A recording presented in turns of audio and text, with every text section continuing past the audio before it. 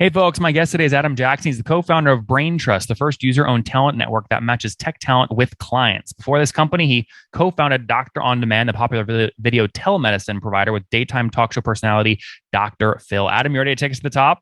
Hey, good to see you. All Glad to right. be here. So I'm going off memory here, so correct me if I'm wrong, but you were effectively making the case about 19, 20 months ago that you were going to basically take and do what Indeed has done, but put it and think more Web3 and enable people who bring talent to the platform to participate in the upside the platform creates as well. Is that accurate?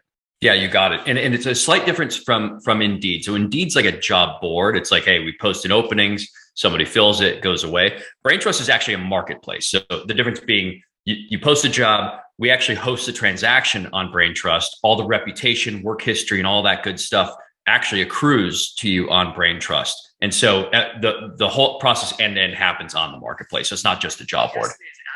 I see. So it's a would you call it a closed ecosystem then?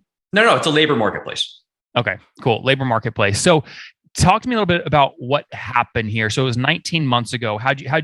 Did you have anyone were you issuing tokens effectively? Did you do like a token or to raise an ICO, if you want to call it that?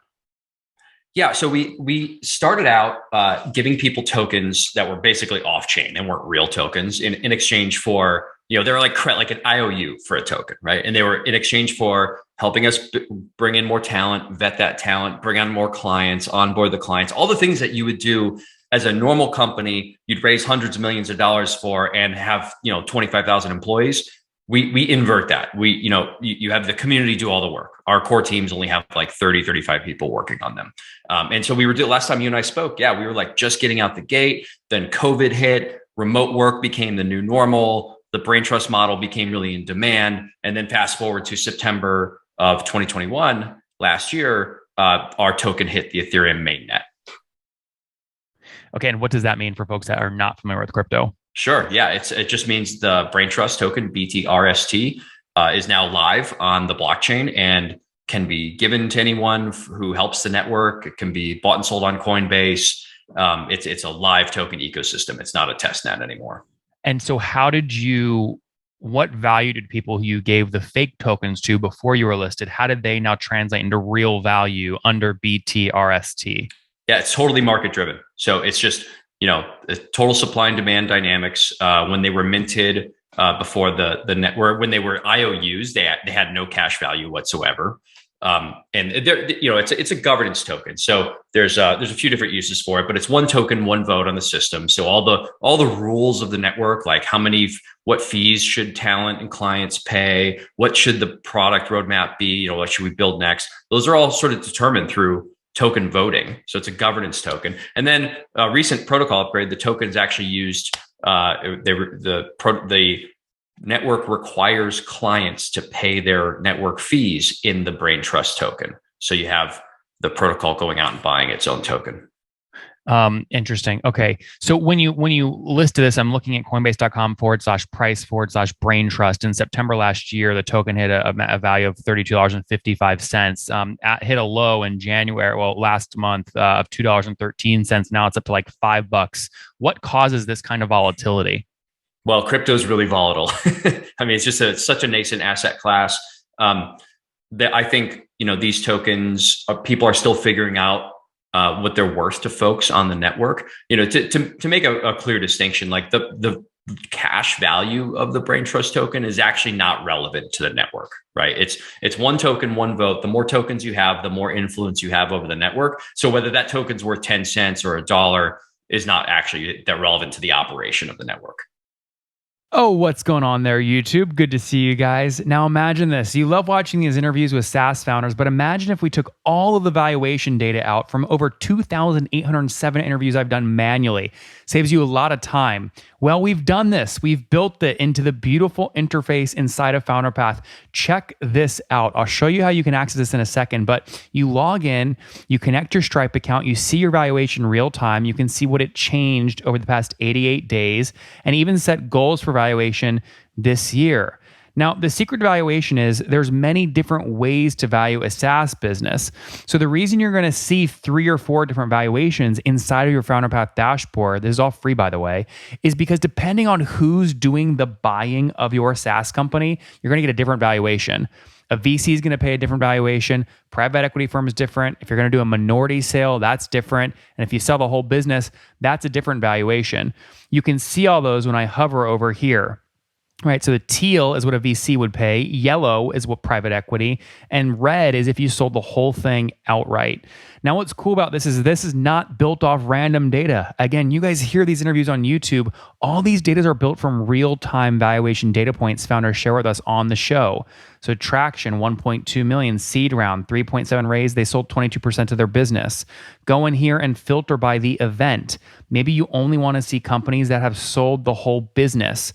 Well, here are a bunch that have been acquired, the valuation and the multiple.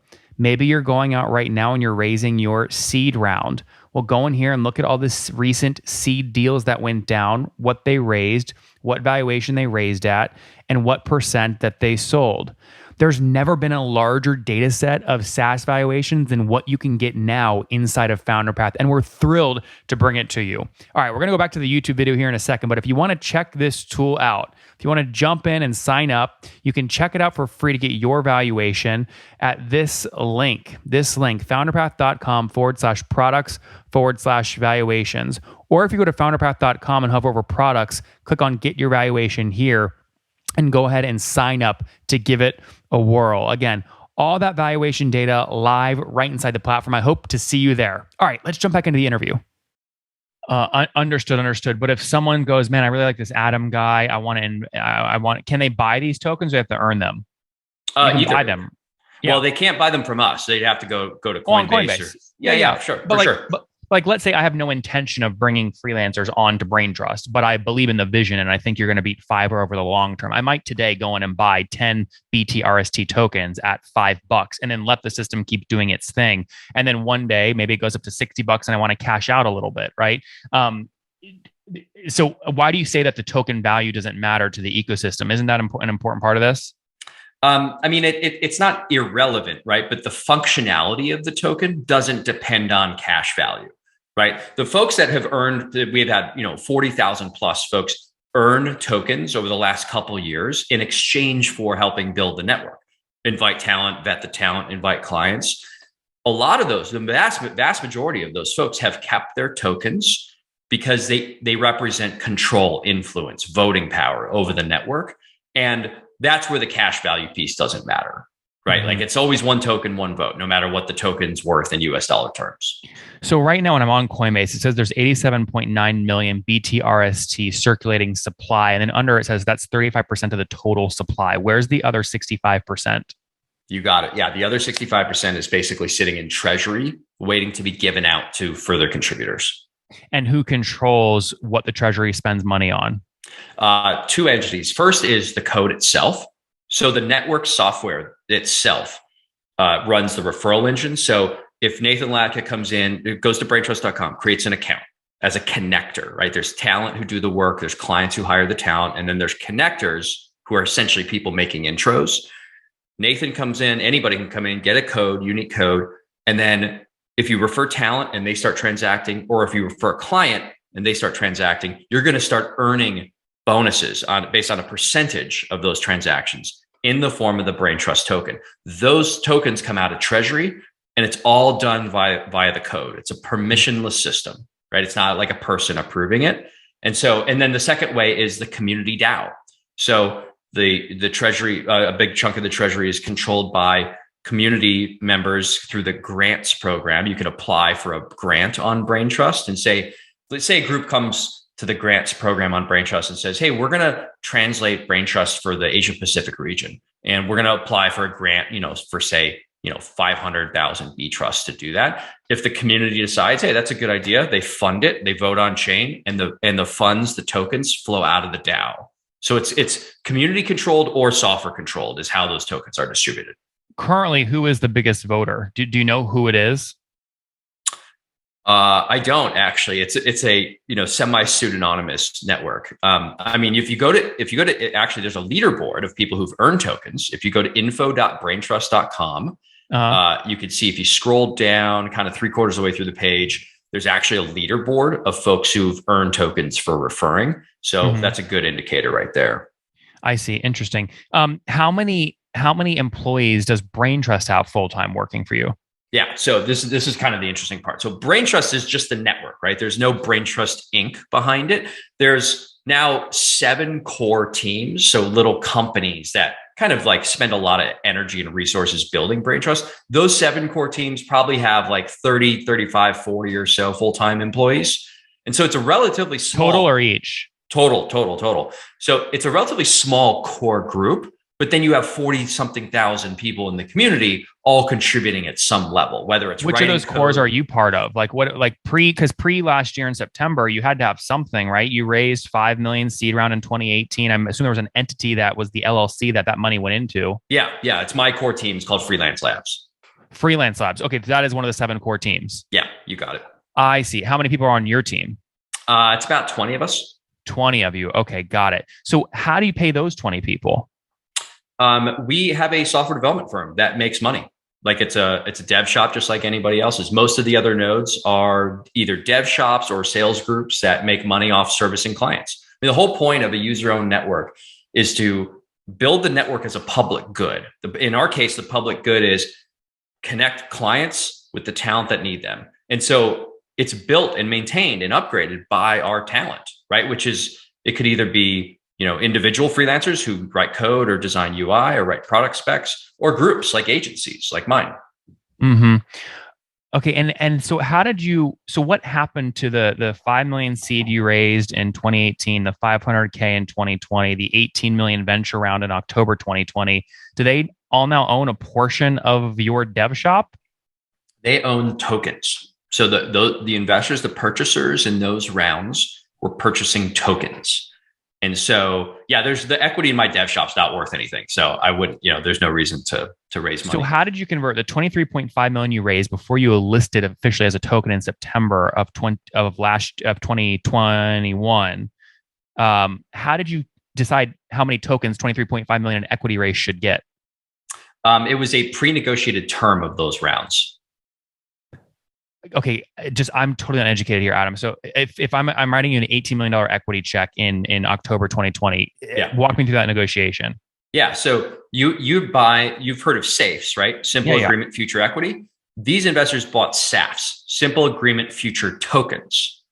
SAFes have conversion caps.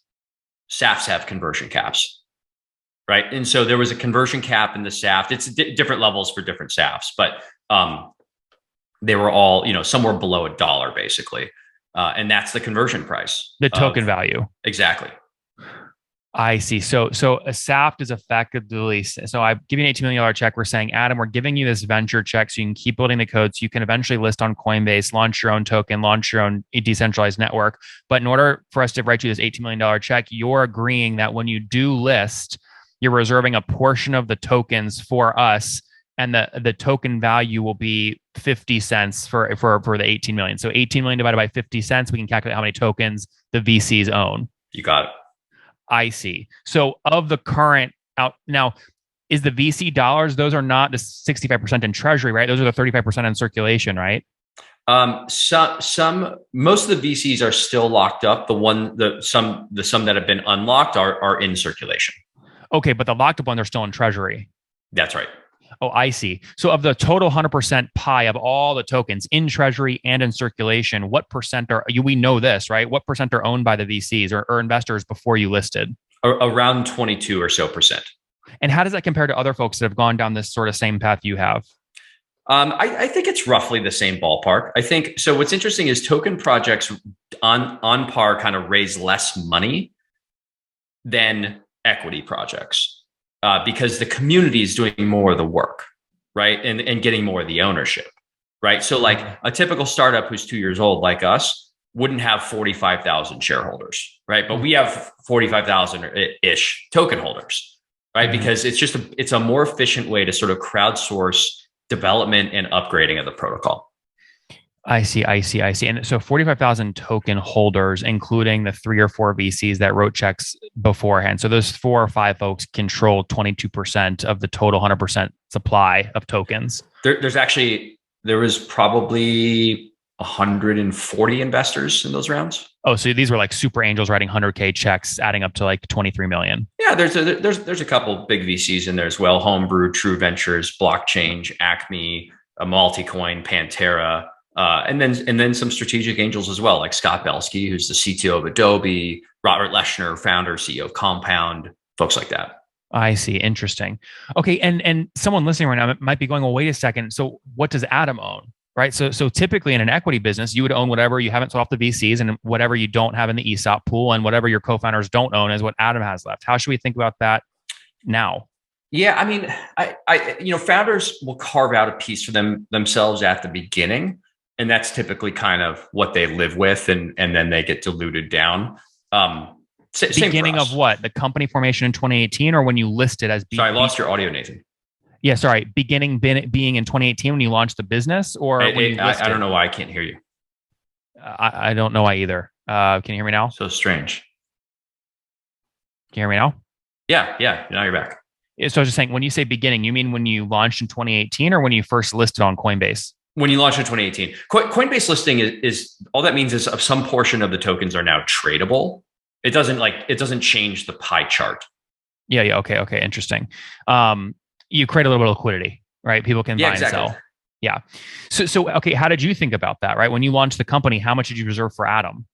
The founders it was probably around 10% combined. Okay. So is the best equivalent here is like when I launch, or anyone listening launches a SaaS company, they have 10,000 shares they issue, of which 9,000 are going to the core founder and 1,000 are reserved for the team. It's sort of the same thing, right? Except you're talking about token values instead of exercise prices. It's a little different actually. Like imagine, so what you just said is like a typical kind of SaaS cap table, seed round or pre-seed. With tokens, you actually want the majority of the tokens to go to your community, because the community is going to do the majority of the work, right? There's no ESOP, right? So and there's a fixed supply in our token economy. You can't make any more. Like you can't issue new tokens, right? It's locked into our smart contract that we have a fixed supply, 250 million tokens, which is interesting, right? Because you can never be diluted, right? It's dilution proof. And so we actually said like, okay, well, investors will probably own eventually like up to 25% of that token cap table. And then founders will get, 10-ish. And then maybe another 10 for like core team contributors. And then the rest go to community. Mm-hmm. So when I look at the leaderboard and someone like Julia D has 30, are these 32,046 tokens? She's number one on your leaderboard. Hang on, Nathan, this audio is coming down. Say again. Yeah, no worries. Can you hear me now? Yeah.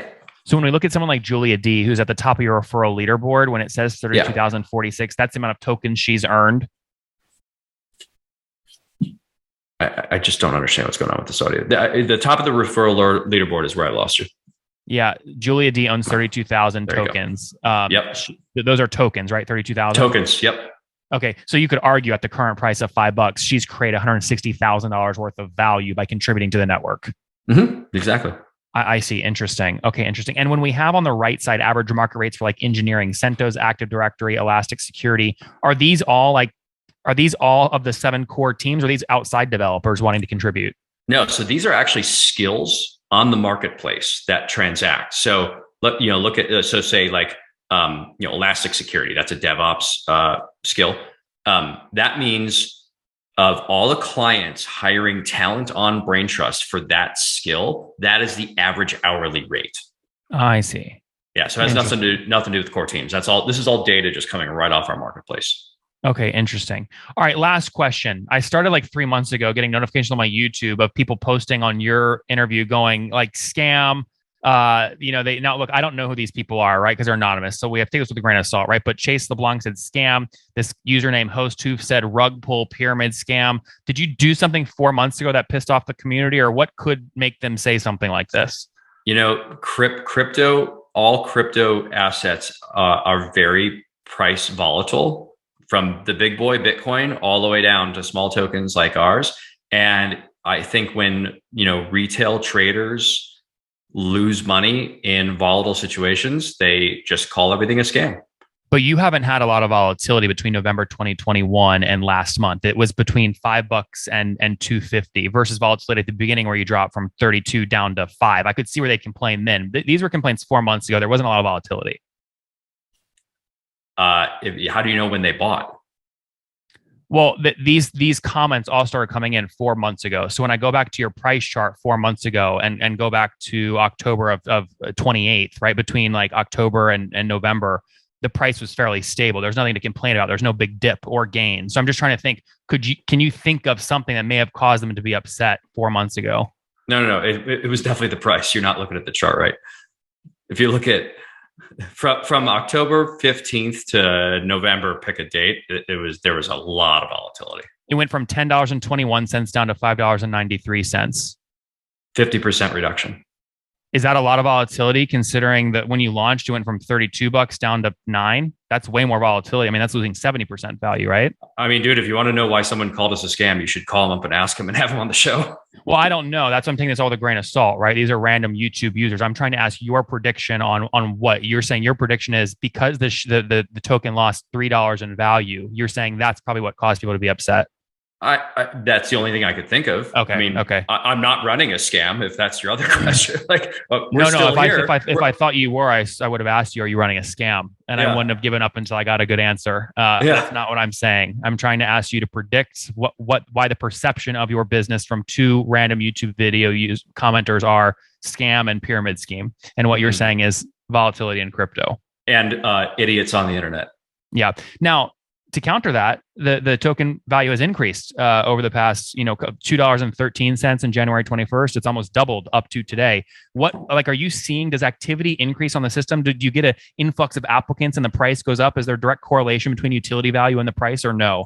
Yeah. Good question. So look, first of all, we're not obsessed with price. This is not why we're doing this. We're building a useful network so people can find gigs and not pay any fees, right? We're built for the talent, by the talent, owned by the talent. Last week, there was a community protocol upgrade where the community basically said, hey, that 10% fee collected from clients in cash needs to be paid in Brain Trust token. The community developed a new smart contract called the fee converter, which takes US dollars from clients like Goldman Sachs or Nike and sends it to that smart contract. That smart contract buys Brain Trust tokens on the open market, sends it to the DAO. And the DAO is used to fund more community development, more protocol development. So that creates a link between activity on the marketplace, i.e. fees being generated, and demand for the Brain Trust token. Now, I personally had nothing to do with that upgrade. It was a community-led thing. But if you think about it, that could create different, demand dynamics for the token. So that could be one explanation there. The other explanation is, why does Bitcoin go up and down, right? It's very hard to say. There's a lot of speculation in this market. Yep. And if we look at just, again, founders build things to build freedom in their personal lives, great personal wealth, and change the world, right? At the same time, when we look at the 10% you and the other founders carved out for yourselves at the beginning and look at the market cap today, 365 million. Can we sort of think about it okay, they've created 36 million bucks if they sold all today of wealth for themselves? Is that sort of an okay way to think about it? Yeah, that's not inaccurate. Okay, very cool. All right, on that note, let's wrap up here with the famous five. Number one, favorite book. Oh man, I'm trying to think of what I said last time so I could say something different. Anyway, I'll just say it. Venture Deals by Brad Feld. Be smarter than your lawyer. Number two, is there a CEO you're following or studying? I love Sam Bankman-Fried, CEO of FTX. Number three, what's your favorite online tool for building brain trust? Google Docs. Number four, how many hours of sleep do you get every night? 6. And situation, married, single, kids? Married, 3 kids. Wow. How old are you? 40. Last question. Something you wish you knew when you were 20.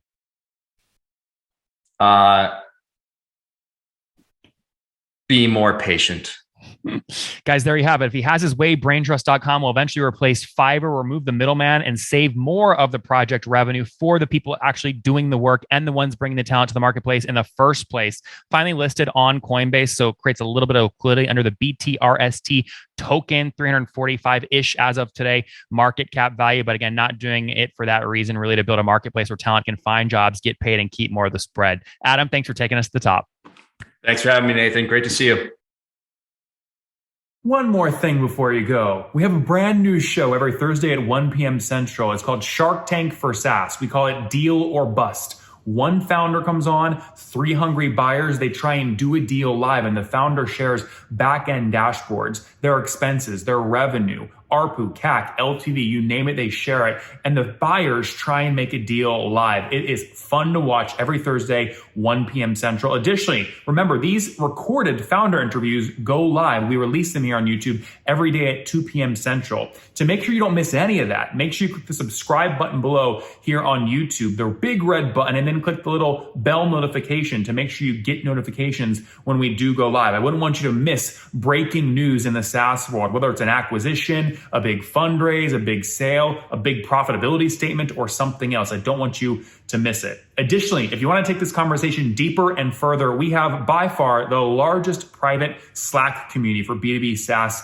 founders. You want to get in there. We've probably talked about your tool if you're running a company or your firm if you're investing. You can go in there and quickly search and see what people are saying. Sign up for that at nathanlatka.com/Slack. In the meantime, I'm hanging out with you here on YouTube. I'll be in the comments for the next 30 minutes. Feel free to let me know what you thought about this episode. And if you enjoyed it, click the thumbs up. We get a lot of haters that are mad at how aggressive I am on these shows, but I do it so that we can all learn. We have to counter those people. We got to push them away. Click the thumbs up below to counter them and know that I appreciate your guys' support. All right, I'll be in the comments. See ya.